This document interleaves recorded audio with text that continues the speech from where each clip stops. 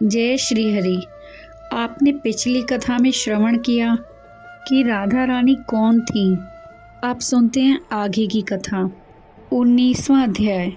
महाराज पृथु ने नारद जी से पूछा, हे देवर्षि, यम पंचक काल में दीपदान का क्या महत्व है और उसका विधान बताइए। तब नारद जी ने कहा, हे राजन, कार्तिक मास के कृष्ण पक्ष की त्रयोदशी से शुक्ल पक्ष की दौज तक के 5 दिन यम पंचक कहलाते हैं। इन दिनों में धनतेरस की रात्रि को यमराज के निमित्त दीपक जलाने से यमराज प्रसन्न होते हैं। इसके अगले दिन कार्तिक कृष्ण चतुर्दशी को नरक चतुर्दशी भी कहते हैं। इस दिन तिल का तेल तथा दूर्वा आदि लगाकर स्नान करना चाहिए।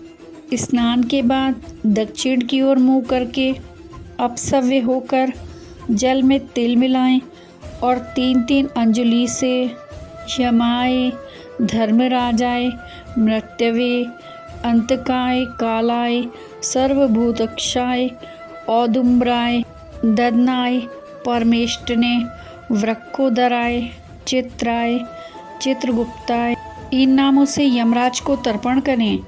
फिर सायंकाल ब्रह्मा, विष्णु, शिव तथा दुर्गा के मंदिर में दीप जलाएं और रात्रि में लक्ष्मी जी का पूजन करें। कार्तिक की अमावस्या अर्थात दीपावली के दिन भी स्नान आदि से निवृत्त होकर पितरों का पूजन करके ब्राह्मणों को भोजन कराएं। फिर सायंकाल में घर पर तुलसी के समीप दीप जलाएं। तत्पश्चात लक्ष्मी जी की स्तुति करके उनको जगाएं। जिस प्रकार पतिव्रता स्त्री अपने पति से पहले जागती है, उसी प्रकार लक्ष्मी जी भी भगवान से 12 दिन पहले जागती हैं। सायंकाल को लक्ष्मी जी का पूजन करने के बाद ही भोजन करें। घर को फूल माला आदि से सजाकर सारे घर में दीप माला करें। घर के सभी स्त्री पुरुष नए वस्त्र को धारण करें और समस्त रात्रि लक्ष्मी जी के समक्ष नृत्य गीत आदि करके हर्षोल्लास से व्यतीत करें। उस रात को लक्ष्मी जी सब घरों में घूमती हैं और जो घर अधिक सुंदर तथा रमणीक होता है उसमें दीर्घकाल तक निवास करती हैं। दीपावली के अगले दिन गोबर का गोवर्धन बनाकर बंधु बांधवों सहित गोवर्धन पूजन करें तथा ब्राह्मणों को भोजन कराएं। भगवान श्री कृष्ण ने इंद्र का मान मर्दन करके गोवर्धन पर्वत की पूजा इसी दिन की थी। इसी दिन सायंकाल के समय बलि तथा उसकी पत्नी विंध्यावली की मूर्ति बनाकर पूजन तथा दान आदि क्रियाएं करने से परिवार सुखी तथा समृद्ध रहता है। 19वां अध्याय समाप्त हुआ। 20वां अध्याय।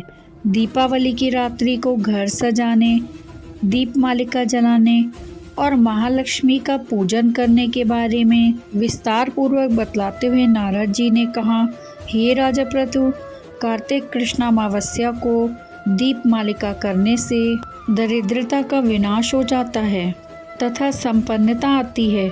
इस संबंध में एक इतिहास सुनाता हूँ, ध्यान पूर्वक सुनो। थुरसैन देश में सत्य शर्मा नाम का एक अत्यंत दरिद्र ब्राह्मण था। उसके मन में एकमात्र यही कामना थी कि यदि मेरे पास धन हो तो मैं उसे यज्ञ, दान, पूजा, पाठ आदि कार्यों में व्यय करूं। अपनी दरिद्रता के निवारण का उपाय पूछने पर एक विद्वान ने उसे बताया कि तुम शिव जी की आराधना करो। ब्राह्मण सत्य शर्मा ने सच्चे हृदय से भगवान शिव की उपासना आरंभ कर दी। 1 वर्ष बीतने पर शिवजी ब्राह्मण का रूप धारण करके उसके पास आए और बोले, हे विप्र, धन प्राप्ति के लिए तुम राजा के पास जाकर उससे वरदान मांगो कि कार्तिक अमावस्या को तुम्हारे सिवाय कोई अपने घर में दीपक ना जलावे। ब्राह्मण ने ऐसा ही किया और राजा ने उसकी बात स्वीकार करके कार्तिक कृष्ण चतुर्दशी को सारे शहर में ढिंढोरा पिटवा दिया कि अमावस्या को कोई भी अपने घर में दीपक ना जलावे। राजा की आज्ञा मानकर अमावस्या की रात्रि को किसी ने भी दीपक नहीं जलाया। जब रात को लक्ष्मी जी नगर में आईं तो देखा कि समस्त नगर में अंधेरा है। मगर एक ब्राह्मण का घर खूब सजा हुआ है और दीपमाला से जगमगा रहा है। लक्ष्मी जी ने प्रसन्न होकर उस घर में प्रवेश किया।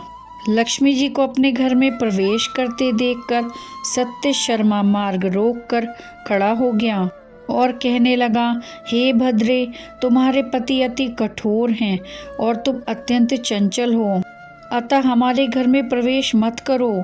तब लक्ष्मी जी ने उत्तर दिया, भगवान के शयन के समय मैं आई हूँ, इस कारण निश्चय ही तुम्हारे घर में निवास करूँगी। यह सुनकर ब्राह्मण ने कहा, यदि आप इस बात की शपथ लो कि मेरी 3 पीढ़ियों तक इस घर में स्थायी निवास करोगी, तब इस घर में प्रवेश कर सकती हो।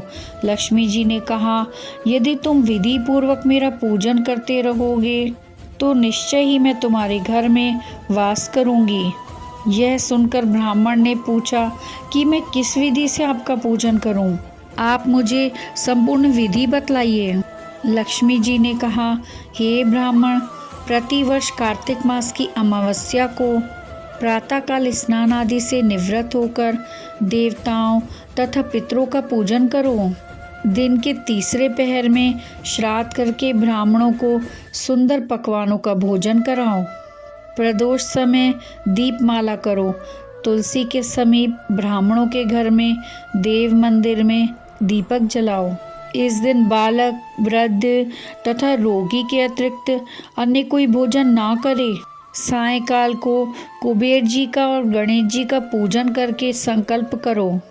इसके बाद लक्ष्मी जी का पूजन करो और कहो, कमल के आसन पर स्थित कमल के फूलों की माला को धारण करने वाली, कमल जैसे नेत्र, सुंदर वस्त्रधारी, देवताओं के हाथियों द्वारा मणि युक्त घड़ों में स्नान करने वाली, हाथ में कमल पुष्प लिए ऐसी लक्ष्मी मेरे घर में निवास करें। सर्वप्रथम लक्ष्मी जी को आसन दो, फिर अधर्य आचमन, स्नान, वस्त्र, धूप, दीप, नैवेद्य, जल, तांबुल व सुपारी, इन सभी वस्तुओं को अर्पण करो तथा नमस्कार करके दीप जलाओ और समस्त रात्रि भगवान का कीर्तन करो। इस प्रकार कुबेर तथा लक्ष्मी जी का पूजन करके ब्राह्मणों को भोजन कराने के बाद बंधु बांधवों सहित स्वयं भोजन करो। सत्य शर्मा ने विधिवत इसी प्रकार किया, जिससे उसके यहाँ काफी धन धान्य हो गया। इसके बाद उसने अनेक यज्ञ और अन्य धार्मिक कार्य किए। जीवन के संध्या काल में सत्य शर्मा विरक्त होकर मथुरा चला गया और वहीं पर समाधिस्थ होकर विष्णु लोक को प्राप्त हुआ। 20वां अध्याय समाप्त हुआ। राधे राधे।